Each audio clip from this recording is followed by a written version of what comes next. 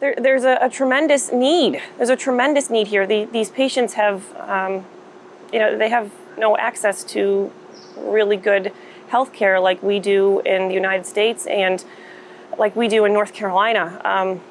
These patients need that. Their deformities are severe, and they need us. They need us.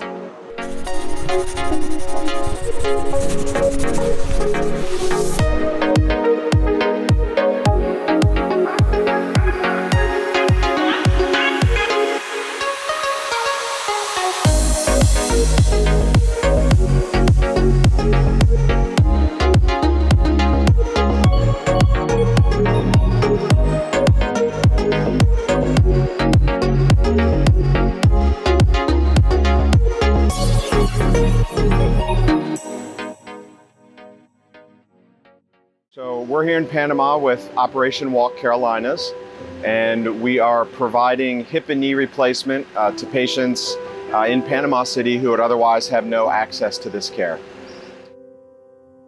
You know, Panama is a very special place for Operation Walk Carolinas. This hospital, these people, this is really what gave us the spark, the idea to start Operation Walk Carolinas when a few of us traveled here 4 years ago with the Operation Walk Denver team, and after just a day or two here, we knew this was something that we had to do. So this is a very, very special place for us. Well, you know, the big problem here is that we had a lot of poor people that don't have access to high level of medical attention. And the problem basically is that prostheses are very expensive. They buy the prostheses, they would probably buy like 10 or 20, and that's it for the year. So you get 10 patients or 20 patients done a year, so they just don't have an opportunity. So the biggest problem is money. It's almost hard to put into words. This is the best thing I've ever done in my career. I've been involved in the orthopedic business almost 21 years now, and I look forward to this week every year. You get goosebumps talking about it. It's just it's the best thing ever. Hard to describe. We're just blessed to be a part of trying to change people's lives, and that I've been with the Pew for 31 years, and we've always been patient focused, patient first, but this is probably one of the most rewarding things I've ever gotten to do. I like to think that if we change a joint, we change a community. And when we change the community, what I mean by that is already yesterday in the clinic, we met many individuals, many of them very young, who can't work, can't even care for their children because their joints have debilitated them so much. Excuse me. One mother told me how she hasn't been able to enjoy milestones in her children's lives because of her disability, and she's had to watch it from a distance, and her goal is if she gets her joint fixed, she'll be able to turn around and care for her own family. So care for self, care for family, and then they can positively impact their community because they're going back to work, they're going back to school, and they're paying it forward.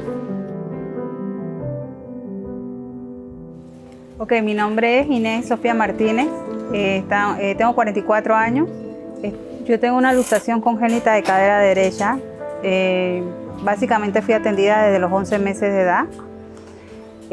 Ahorita los dolores son inmensos, siento así como que el hueso me raspa la carne y uno se siente que es inútil, pues que es como una carga para la familia. Así, por lo menos a veces lo siento así.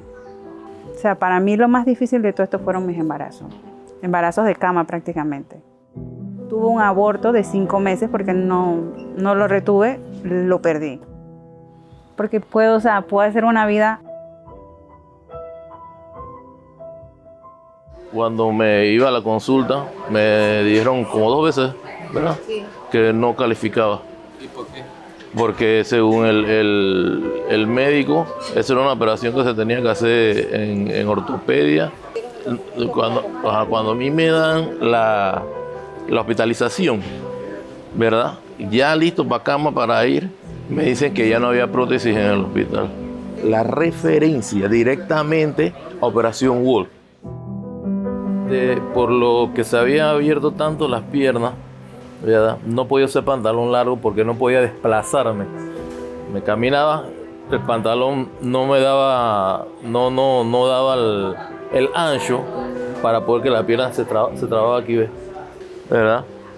Y bueno, aquí estoy.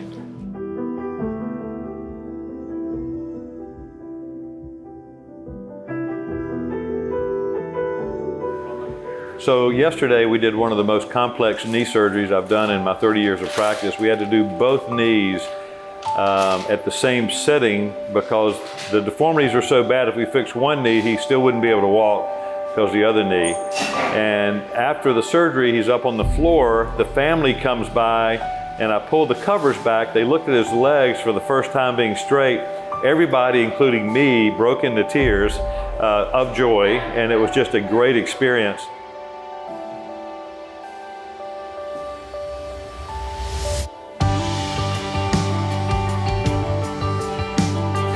So we are here in Panama. We are on our final day of surgery. We are on the brink of doing about 55 total joints in 3 days.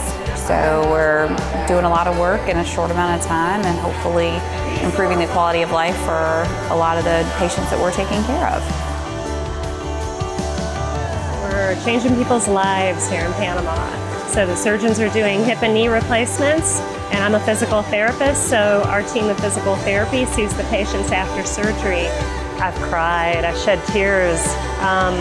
We see the people before they go into surgery, and all of us look and say, wow, how have they survived like that for this long?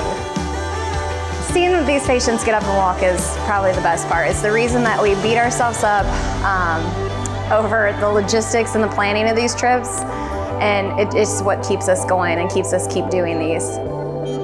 It's already worth it. It's absolutely worth it to see people coming out and getting this life-changing surgery. But when you see people up on their feet and they look down and they see that their once curved legs are now straight, and they have this amount of gratitude for what has been given to them that is just exceptional. And to see people just so thankful and grateful and just have so much hope that their lives are going to be different is completely worth it. Yeah.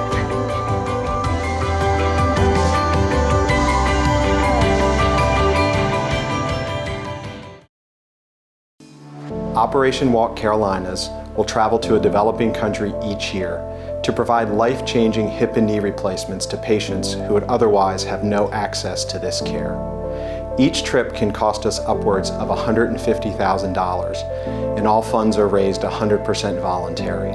The care that we provide is completely free to these patients.